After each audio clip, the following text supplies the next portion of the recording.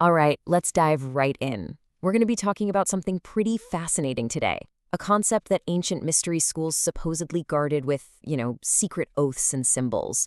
It's this hidden law that is said to govern not just the flow of wealth, but consequence itself. So yeah, let's pull back the curtain. I mean, you've probably asked yourself this, right? Why is it that some people just seem to attract wealth and opportunity like they have some kind of magnet for it, while other people, man, they struggle endlessly no matter how hard they work? It just feels like they're stuck. Well, the idea here is that it's not about luck. It's not even just about hard work. It's something way deeper. And according to these ancient teachings, all the usual answers we get, work harder, get lucky, they're just not the full picture. The real reason, they say, isn't something you'd find in an economics textbook.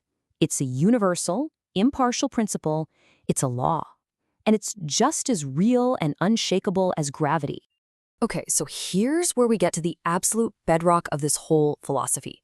This is the first big revelation, and honestly, it requires a pretty radical shift in how you think about, well, everything.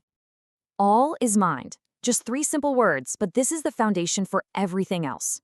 What it means is that the world you see out there, your circumstances, your day-to-day reality, it's all just a projection. It's like a shadow of what's really going on inside your own consciousness. So if that's true, this law just completely turns our idea of wealth on its head. See, it's not the cash in your wallet or the number in your bank account. Wealth, in this context, is an internal state. It's a specific vibration made up of your thoughts and feelings. And the crazy part, the outer world, according to this teaching, literally has no choice but to mirror back whatever inner state you hold on to. And this really lays out the two different ways of thinking, doesn't it? On one hand, you have the uninitiated. They're out there chasing the physical gold, right? They believe it's all about hustle, struggle, and a bit of luck. But then you have the initiated. They're not chasing anything. Instead, they're focused on becoming the frequency, the vibration of what they want. They get that real results come from aligning with the law, not fighting against it. Okay, so if the universe is mental, how do you actually use that? How do you work with it? Well, that's what this next part is all about. We're going to look at the core laws, the practical, hands-on rules for applying this whole philosophy. The first key is this idea, as within, so without. Think of your subconscious mind as this workshop. It's the place where your reality is actually built.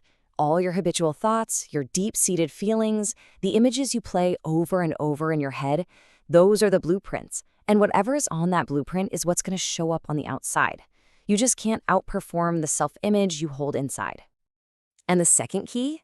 It's all about obedience, or really, harmony. You can't just bend a universal law to fit what you want, It's like trying to argue with gravity. It's just not going to work. So the idea is you have to align yourself with the law. You have to learn to listen to that inner voice instead of just trying to force things to happen. In this way of thinking, all that struggle we feel, it just comes from resistance. Which brings us to this number, right at the heart of it all, 33. So why that number? What's so special about 33 that makes it so significant in all these traditions? Well, it's definitely not just a random number. In these traditions, 33 symbolizes a whole journey. It represents the ascension of consciousness, basically going from being controlled by the material world to achieving this higher state of spiritual awareness and, self-mastery. It's really a symbol for a level of consciousness. So here's what the actual work looks like. And it's not just, chanting some affirmations while you're secretly full of doubt. No, the real work starts with purifying your intent, getting rid of the greed, the fear. Then you have to master your imagination to really build what you want on the inside first. And finally, the last piece of the puzzle is learning to listen to and actually obey that quiet inner voice, that higher guidance. But you know what they say, with great power comes great responsibility.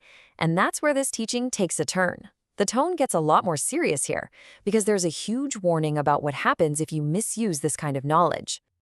Yeah, this is a pretty stark reminder. The exact same universal law that can bring you blessings and abundance, well, if you misuse it or misunderstand it, it can bring total ruin. It's a completely impartial force. Think of it like electricity. It can light up a whole city, or it can deliver a fatal shock. It doesn't care which. And it's really important to get this. This isn't about some outside force punishing you. It's all about self-inflicted consequences.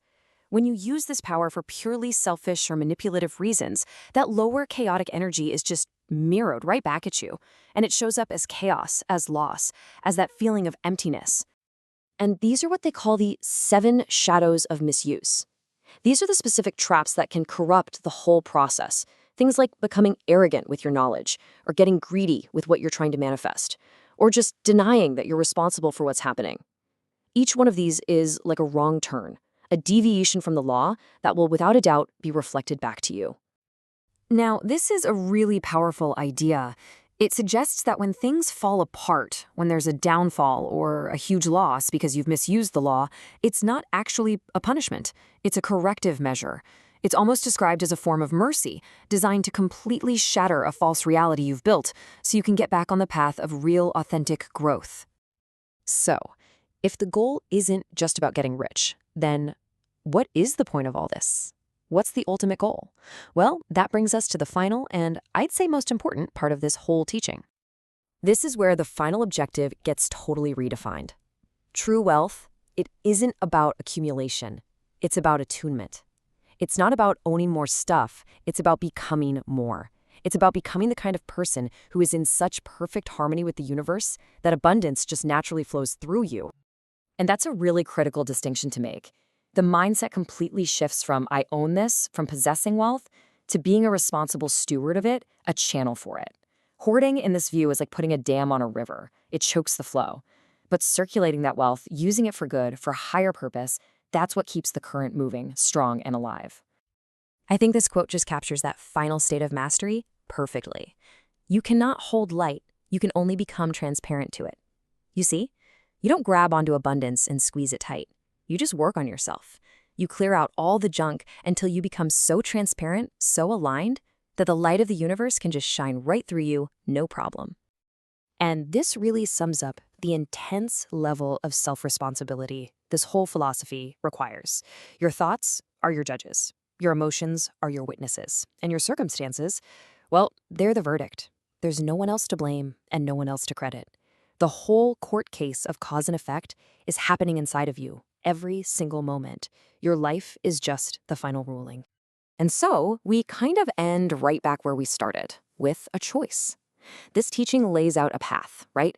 It's based on a universal law, and it suggests we can either get in alignment with it and find harmony, or we can resist it and just keep experiencing friction and struggle. The choice, as they say, is sacred, and it's completely up to you.